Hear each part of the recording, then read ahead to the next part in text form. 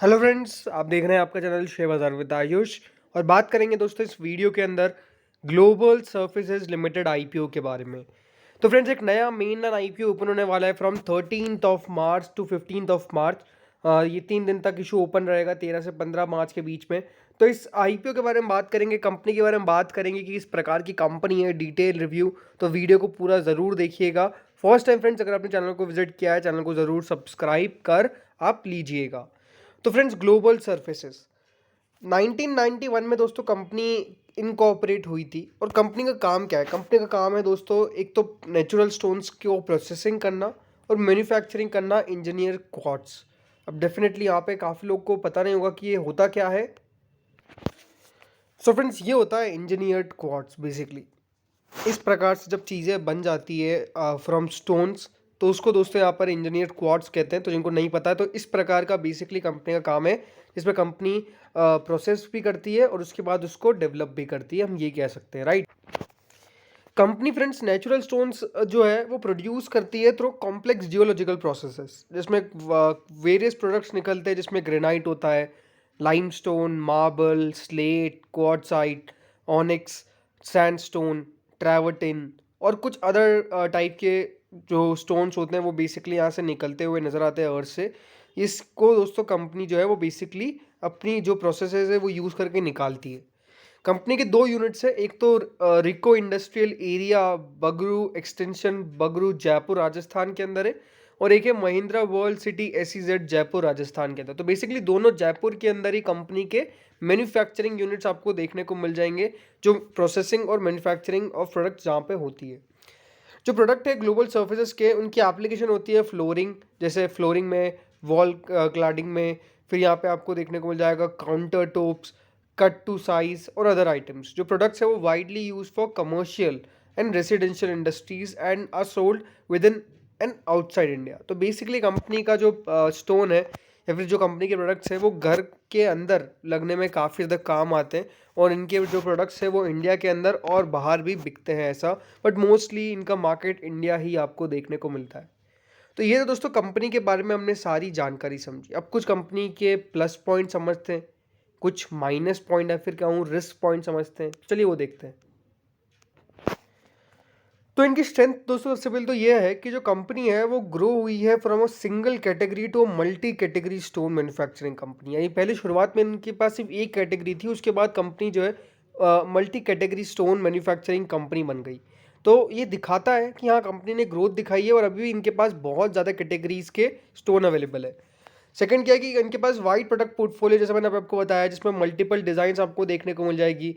Export business जो है वो करीबन 99.13% ऑफ द ऑपरेटिंग रेवेन्यू ये दिखाता है, कंस्टिट्यूट करता है इन द फिजिकल 2021 एंड 2022। यानी जो कंपनी अपने यहाँ से एक्सपोर्ट करती है, जैसे मैंने कहा। और यहाँ पे करीबन जो कंपनी का बिजनेस है वो 21.60% की दर से ग्रोथ हुआ है in physical 2021 and 2022 with a CAGR of 21.60% over the last 11 years. So आप कह सकते हैं कि कंपनी की ग्रोथ रेट काफ़ी बढ़िया रही है। एक इफ़ेक्टिव क्वालिटी चेक्स है, और कंपनी इसलिए अपने लॉस को भी रिड्यूस कर लेती है, क्योंकि कंपनी के पास अच्छी खासा हम कह सकते हैं कि बेसिकली बेस है जिसमें कंपनी क्वालिटी चेक अपनी कर लेती है। तो रिस्क कहाँ पे? रिस्क यही है कि जो फर्म है वो बेसिकली डिपेंडेंट है कुछ कस्टमर्स के ऊपर, क्योंकि उनका major part of the revenue जो है वो उन्हीं से आता है। तो अगर उनसे, लेकिन उनसे ये भी दिक्कत है कि कोई लॉन्ग टर्म एग्रीमेंट नहीं है। तो अगर वो कस्टमर कहीं चले गए तो फिर कंपनी के रेवेन्यूज़ पे, कंपनी के मार्जिन्स पे, कंपनी के प्रॉफिटेबिलिटी पे, सब पे काफ़ी बड़ा झटका पड़ सकता है। सेकंड बात ये है कि inability to procure the desired quality quantity of a raw material in a timely manner and at a reasonable cost और एट ऑल। अब देखिए, स्टोन्स हैं, जो भी प्रोडक्ट्स हैं, उनकी डेफिनेटली जो रेट्स होती है वो काफ़ी फ्लक्चुएट करती है। कभी कभार क्वालिटी इश्यूज भी हो जाते हैं, कभी कभार क्वांटिटी इश्यूज भी हो जाते हैं, कभी कभार रॉ मटेरियल्स की भी दिक्कत आ जाती है। तो इसी के कारण जो कॉस्ट है वो बेसिकली सही नहीं बैठ पाती है, कभी भी रीजनेबल कॉस्ट नहीं रहती है। तो ये भी एक दिक्कत रही है कंपनी के साथ। तीसरा क्या है कि कंपनी के कैश फ्लोज काफ़ी इनसफिशिएंट है, क्योंकि जो बिजनेस में है ये, उसमें डेफिनेटली ऐसा नहीं कि कैपिटल नहीं चाहिए, वहाँ पे कैश भी चाहिए काफ़ी अच्छा। तो इसीलिए जो कंपनी की दिक्कत है वो यही है कि ये बोरोइंग नहीं कर पाते, या फिर अपने वर्किंग कैपिटल की रिक्वायरमेंट्स को भी मीट नहीं कर पा सकते हैं कभी कभार, क्योंकि इनके पास कैश फ्लो सही नहीं है, इनकी कैश फ्लो सही नहीं है। तो वो क्योंकि कैपिटल इंटेंसिव बिजनेसेस के अंदर दोस्तों पैसा चाहिए होता है, और अगर आपका कैश फ्लो सही नहीं है, आपके पास अच्छा खासा कैश नहीं है अवेलेबल, तो दिक्कतें आती है, और वही दोस्तों कंपनी भी दिक्कत देख रही है। चौथा यही है कि देखिए under utilisation of its production capacities, जो इनकी प्रोडक्शन कैपेसिटीज़ है उसका भी कंपनी ने उस उतने सही ढंग से यूज़ नहीं किया जितने सही ढंग से यूज़ करना चाहिए था, तो उसके ऊपर भी कंपनी को फोकस करना है। तो ये दोस्तों कंपनी के कुछ नेगेटिव्स हैं। अब दोस्तों कंपनी के फाइनेंशियल्स के ऊपर नजर डालते हैं। तो दोस्तों जो कंपनी का रेवेन्यू है वो 165 करोड़ का था 31 मार्च 2020 में। उस समय कंपनी का मुनाफा 21 करोड़ के आसपास का था। कंपनी के पास उस समय बोरोइंग करीबन 53 करोड़ की थी। अगले साल दोस्तों कंपनी का रेवेन्यू 179 करोड़ का हुआ, 33.93 करोड़ का मुनाफा हुआ। कंपनी की बोरोइंग 37 करोड़ हो गई, तो कंपनी ने बोरोइंग कम करी, अच्छी बात है ये। अगले साल दोस्तों कंपनी का जो रेवेन्यू है वो करीबन 198 करोड़ का हो गया, 35 करोड़ के आसपास का कंपनी का मुनाफा आया। बोरोइंग ऑलमोस्ट सेम थी या फिर कम ही हुई थोड़ी सी, तो यहाँ पर भी अच्छी बात है। तो ये है कि ग्रोथ तो आपको देखने को मिलेगी। हाँ, वो बहुत बड़ी ग्रोथ नहीं है, इसमें भी कोई डाउट नहीं है, बट हाँ ये कि ग्रोथ डेफिनेटली देखने को मिलेगी, और बोरोइंग कंपनी की कोई दिक्कत वाली बात नज़र नहीं आती। कंपनी ने दोस्तों अभी तक 2 क्वार्टर्स के अंदर करीबन ऑलमोस्ट 100 करोड़ के आसपास का रेवेन्यू पोस्ट कर दिया है, और लग तो ये रहा है कि जितना कंपनी ने पिछले साल अपना रेवेन्यू दिखाया था उतना ही रेवेन्यू इस साल भी आता हुआ नजर आएगा। क्योंकि कंपनी का मुनाफा डेफिनेटली काफ़ी कम दिखता है उसके मुकाबले, तो क्योंकि मात्र 13 करोड़ 60 लाख के आसपास का है। अगर इसी दर से चलती रही तो कंपनी 27 करोड़ के आसपास का मुनाफा जो है वो कर पाएगी। बट ठीक है, इस समय हुआ क्या कि कंपनी के ऊपर जो बोरोइंग है वो भी दोस्तों करीबन 50 करोड़ के आसपास की बैठ गई है, तो ये भी अपने आप में थोड़ी सी दिक्कत है। बाकी फाइनेंशियल्स तो देखिए इतने बुरे नहीं है, कंपनी के फाइनेंशियल्स हम कह सकते हैं कि स्ट्रांग ही है। बट ये है कि यहाँ ग्रोथ जो है जो दिखनी चाहिए थी वो उतनी ग्रोथ नहीं है एग्जैक्टली। अब कंपनी अपना आईपीओ क्यों लेकर आ रही है दोस्तों? कंपनी को इन्वेस्टमेंट करना है अपनी खुद की सब्सिडरी के अंदर, global services FZD, for part financing its capital expenditure requirements in relation to setting up of a manufacturing facility for engineered quartz at the Jebel Ali free zone Dubai. यानी Dubai में कंपनी अपनी एक और subsidiary खोल रही है, और वहाँ पे कंपनी को पैसा डालना है, और कुछ जनरल कॉर्पोरेट पर्पज है।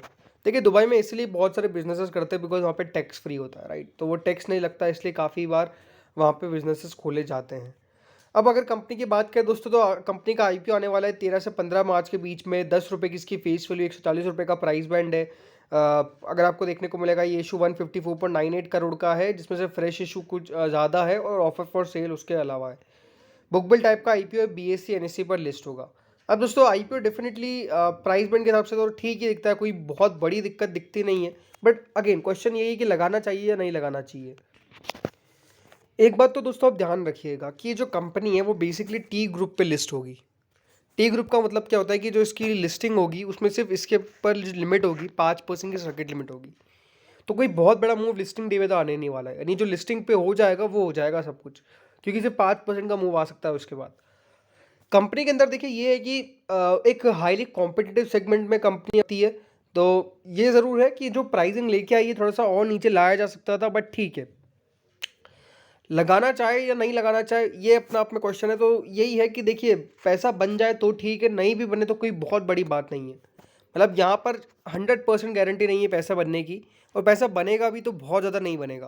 तो यही है कि अगर आपको लगाना है तो एक शॉर्ट टर्म गेन से लगा सकते हैं, या कि मुझे शॉर्ट लिस्टिंग इन हो जाए और मैं निकल जाऊँ। अदरवाइज अगर आपका व्यू है इन्वेस्टमेंट का तो डेफिनेटली इन्वेस्टमेंट करने का विचार रखिएगा। करंट ग्रे मार्केट की बात करें तो इसकी करंट ग्रे मार्केट आपको 35 रुपये देखने को मिल जाएगी।